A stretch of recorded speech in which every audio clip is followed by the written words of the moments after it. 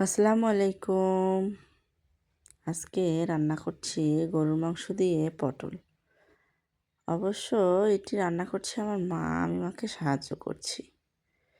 এই যে রেখেছি পটল, শসা কেটে রেখে ধুয়ে পরিষ্কার করে এখন এটি মাংসের ভিতরে দিয়ে দেওয়ার পালা। সাথেই থাকুন। এই যে মা কষানো মাংসের ভিতরে পটল এবং শসা একসঙ্গে দিয়ে দিচ্ছে। আসলে পটল দিয়ে গরুর মাংস খেতে কিন্তু ভালোই লাগে। এই যে এখন আমি সুন্দর মতো তা নেড়েচেড়ে দিব। মা একে একে মশলাগুলো এখানে দিয়ে দেবে। এই যে আদা রসুন বাটা, জিরা ধনিয়ার বাটা, গরম মশলার বাটা, পরিমাণ মতো সব কিছু একটু একটু করে দিয়ে দিচ্ছে আর আমি তা মিশিয়ে দিচ্ছি। এই যে বাটা মরিচ সুন্দর মতো মিশিয়ে নিচ্ছি। এখন এটাকে আস্তে ধীরে রান্না করতে হবে কষিয়ে কষিয়ে। এই যে হলুদ গুঁড়ো দিয়ে দেয়া হলো। সব কিছু পরিমাণ মতো দিয়ে এখন নেড়েচেড়ে নিচ্ছি।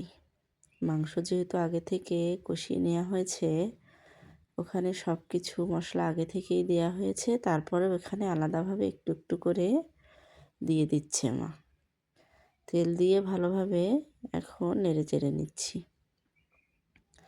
পরিমাণ মতো একটু লবণটা বাড়িয়ে দিল, যেহেতু এখানে সবজি মেশানো হয়েছে। এখন নেড়েচেড়ে দেওয়ার পরে এটিকে ঢাকনা দিয়ে ঢেকে দিব। ঢাকনা খুলে যখন একটু ফুটে আসবে পানি দেখুন বের হয়ে এসেছে, তখন এটিকে আবার ভালোভাবে নেড়েচেড়ে দিতে হবে। এই যে একটু পেঁয়াজও কেটে দিয়েছে মা, তা আপনাদের সঙ্গে দেখিয়ে দিলাম। এভাবে ভালোভাবে নেড়েচেড়ে নিয়ে আস্তে আস্তে এটিকে কষিয়ে নিতে হবে যতক্ষণ পর্যন্ত সবজির ভিতরের সমস্ত পানি বের না হয়ে আসে।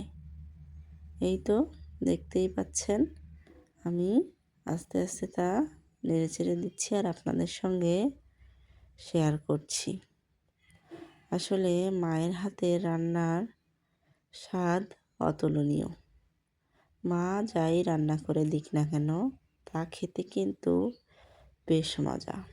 এই যে ঢেকে দিয়েছি, আবার দেখুন একটু পরে ঢাকনা তুলে এই যে সুন্দর করে নেড়েচেড়ে দিচ্ছি। ওই তো বলেছিলাম যে যতক্ষণ পর্যন্ত সবজি থেকে পানিগুলো সমস্ত বের হয়ে শুকিয়ে না যাবে, ততক্ষণ পর্যন্ত এটাকে ভালোভাবে কষিয়ে নিতে হবে। তো আমি আপনাদের সঙ্গে গল্প করছি আর এটাকে ভালোভাবে কষিয়ে নিচ্ছি। দেখুন তেল ছেড়ে এসেছে। এ পর্যায়ে দিয়ে দিয়েছি পরিমাণ মতো পানি। এখন সিদ্ধ হওয়ার পালা। আবার ঢাকনা দিয়ে ঢেকে দিয়েছি। এই যে কিছুক্ষণ পর আবার তা নামিয়ে একটু নেড়েচেড়ে নিচ্ছি। এ পর্যায়ে আস্তে আস্তে রান্না করে নিচ্ছি। এই যে আমার সবজি দিয়ে পটল শসা রান্না শেষ। আল্লাহ হাফেজ।